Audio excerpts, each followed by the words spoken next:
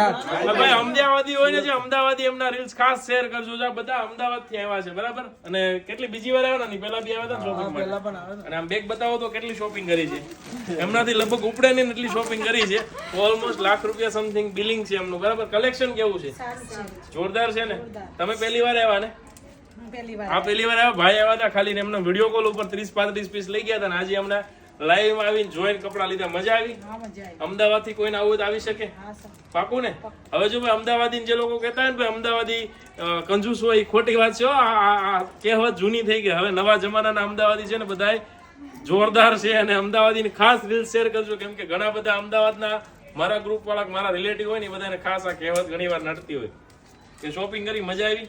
કોઈ આ વિડીયો જોઈને આવશે તો આવી શકે કે ધક્કો નથી થાય એમ ને? બાકી તમને કહેશો પછી ભાઈ જો અમને શોપિંગ કરી લીધી, અમને ચોઈસ પ્રમાણે વસ્તુ મળી ગયો. તમારે આવું ન આવું તમારા હાથમાં છે.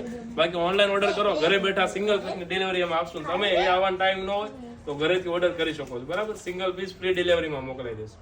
એક ડ્રેસ હશે તો પણ. Thank you so much.